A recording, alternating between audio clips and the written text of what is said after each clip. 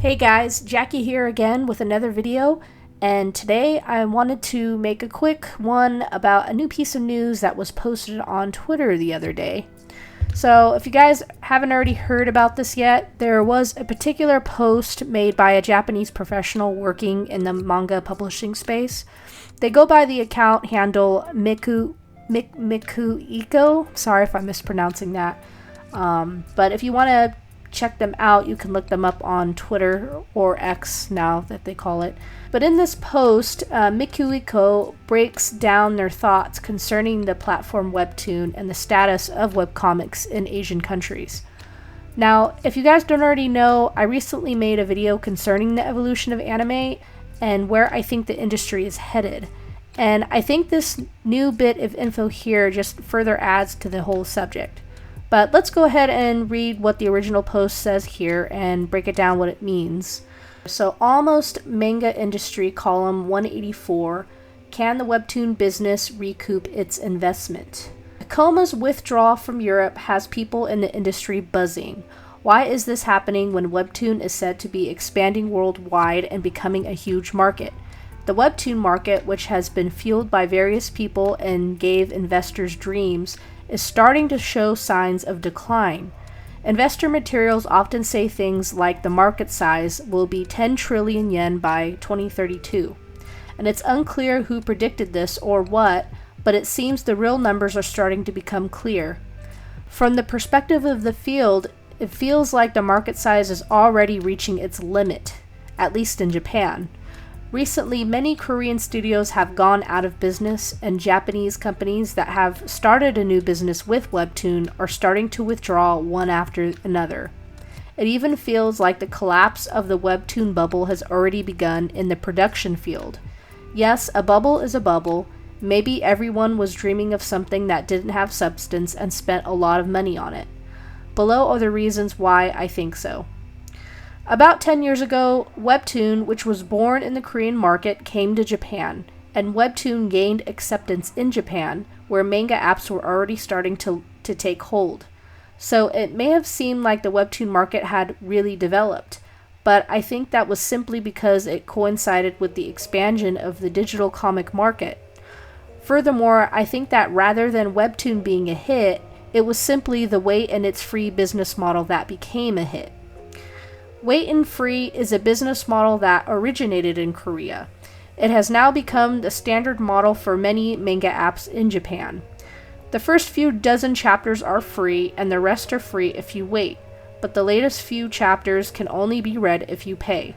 It's an excellent business model designed based on the human instinct to want to know what happens next, and then not be able to resist paying.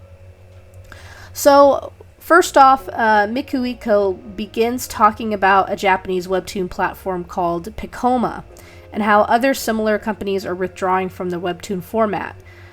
But he goes on to explain that there is a limit to the market size of webtoons in Asian countries.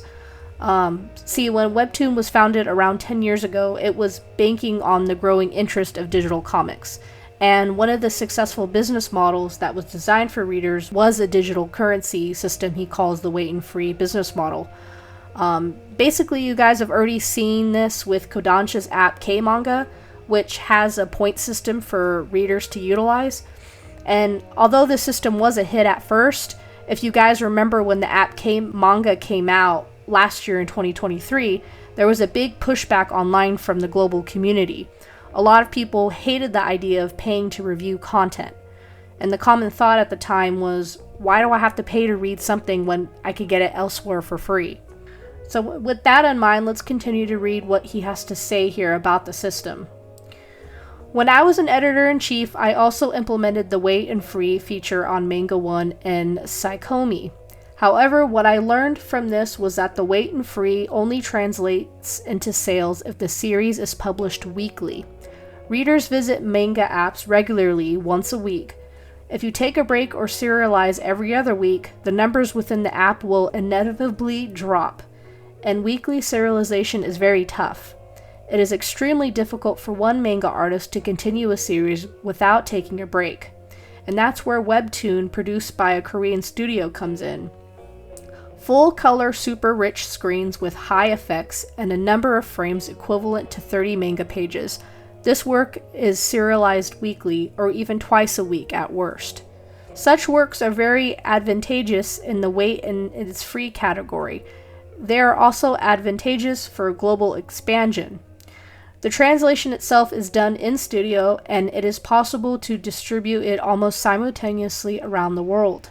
In fact, if you could keep translation in mind from the very beginning of creating the manuscript, the cost can be reduced considerably. You can create the screen with translation in mind from the very beginning. And those webtoon works were ranked high on Bikoma and Line Manga, which offer free if you wait. But I think that's not because they are vertical reading, but because they were produced by studios. Of course, some say that webtoon is a format designed to be easily read on smartphones, but manga has also changed recently. For example, the number of frames per screen has been decreasing overall year by year. The density of the images has also begun to change from the days of paper. Manga has also begun to evolve for smartphones. Also, the way stories are created has placed more emphasis on the thrill rather than the satisfaction, and there are more works that support the weight and free model. These works can compete on the same level as webtoon, and the production costs are much lower. Also, if you are comparing webtoon with manga, you should compare them on an equal footing.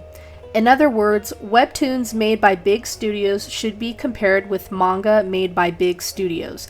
However, Japanese manga are basically made by independent authors.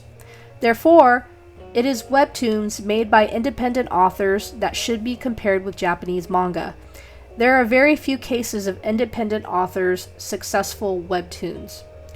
So what Miku is talking about here is the success of weekly publications. If the weekly Shonen Jump magazine comes to mind, then you're probably thinking on the right track. Publishing chapters weekly proved to be a very successful business model for Shonen Jump as well as other companies like Webtoon. Readers will get a brand new chapter every week, and this means consistent sales for the company, engaged readers hungry for new content, and lower production costs. Though as we know, even though the model was and is very successful for the company, the weekly schedule demands put a great deal of stress upon the artist, leading to injuries, burnouts, and hiatuses due to the heavy workloads. And if manga artists miss their weekly schedule upload, it meant that the company suffers a loss in readership and higher production costs, because the company would now have to come up with new material to replace that gap in content and maintain those quality standards.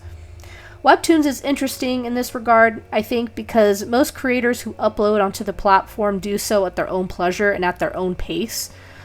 No one is required to publish weekly. I think it's only like the top people on Webtoon that they're set to a higher standard than people who just post whenever they feel like it. Most of the comics on Webtoons are free to read as well, so take that into consideration. And that is a stark contrast to the weekly upload schedule. So it's safe to say that the best performing comics on Webtoon are going to be the ones that are uploaded the most frequently, and the worst performing Webtoons are going to be the ones that fail to upload regularly or do not have the best quality. So let's continue on with what they say here. Miku asks, so what about Webtoons as the original source for films? Many interesting Korean dramas are based on Webtoons. The anime My Leveling has also been a big hit, but My Level was also originally based on a novel. Most Japanese dramas are also based on manga. In the end, the original source for a film can be a novel, webtoon, manga, or anything else. There doesn't seem to be any advantage to it being a webtoon. In the first place, there is no need for an original source, and film companies can create original works. The future webtoon market size predicted by the research company is ultimately the market size of digital comics. The figure could be for manga, or it could be for webtoon. However, for the reasons mentioned above, it is highly likely that the works that will generate the biggest sales and figures will be those produced by studios. Of course, I have no intention of criticizing the studios that are working hard to create Webtoon. Until now, only manga artists have had know-how, but now the organization has acquired it and sublimated it. As a result, many masterpieces have been born. This is common in the world of video and games. Solo Leveling is a series that has come out as an anime very recently, and to Mikuiku's point, it has performed really well, just like the series Tower of God and God of High School, which were also originally webtoons. But aside from these three series, there are very few cases of independent authors being successful with Webtoon. Now, does this mean we should view webtoons as a dying breed? Not necessarily. Does this mean we should be calling webtoons a failure? No, not at all. Because we've seen the successful series to come out of it, and we know that the people who are successful with Webtoon, they get their work seen, and they get engagement, and they get sales. So no, I don't think Webtoons should be called a failure of any degree, because it's not. But I do think that this means that a new strategy is needed in order to see Webtoons rise in popularity again. The problem would be in figuring out how. And I think it's going to be interesting to see what Webtoons decides to do next to shake up the industry. But this last part of the post that I'm going to read here does end with Mikuiku's own predictions of where the industry is headed. And this is the part that I want to share with you. Making it in a studio means high costs, and it remains a question whether the profits will be enough to recoup the high costs of making such works. Compared to games and its services, the profit margins of webtoons seem extremely low. Over the past few years, the amount of money invested in Webtoon must exceed hundreds of billions of yen. But will the market grow to meet those expectations? Is there a chance of recovery? The answer should be available soon. Personally, I think that with AI technology, independent artists from all over the world will emerge, and studio-level webtoons and manga will start to be produced, which will likely lead to chaos in the market. At that point, will high-cost studios be able to win? I think that only studios that are muscular and can tighten costs where they can and have a system in place to create solid, interesting works will survive. I also run a manga studio, so I say this to myself. By the way, I've been doing quite a bit of research on piracy lately, and unless this problem is resolved, the global market for manga and webtoons will not expand. So, based off of what is said here, AI is definitely a player in this game, and we know for a fact that the technology is here to stay. I think over time, more and more artists will utilize the efficiency of AI image generation to create illustrations and comics, which is not something many artists like me like to hear because we still prefer to create our own artwork ourselves. But since more and more companies are looking at AI to assist in the production processes, it might be unavoidable. So artists will have to learn how to adapt to this. Regardless, whether AI does take over or not, the comics that retain the highest quality and the best consistency in regards to uploads are going to be the most successful.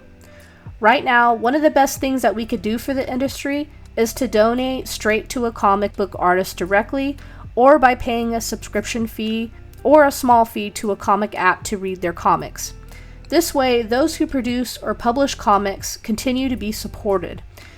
Pirating comics and reading scanlations for free hurts not only the artist, but the company that publishes the comic. And as long as people keep doing it, it's going to make it harder for companies to stay profitable. Unfortunately, it's true what they say, that there's really no money in comics, and the ones that do make money at this craft are at the top of the top. Comics are a luxury for people to spend their money on. It's not a necessity, and it's always going to remain like that because it's entertainment. On the positive side, it's not impossible to succeed in the comics industry, and I truly believe anyone could do it. You just have to convince enough people that you have quality work and get them invested in your series, and then finally have the discipline needed to be consistent with uploads. And that's the big challenge. But I would definitely like to hear your guys' thoughts regarding this video. Do you agree or disagree with Mikuiku's post? Where do you think the industry is headed? Something more global, perhaps? Let me know what you guys think, but until next time, I'll see you later. This is Jackie Star signing out.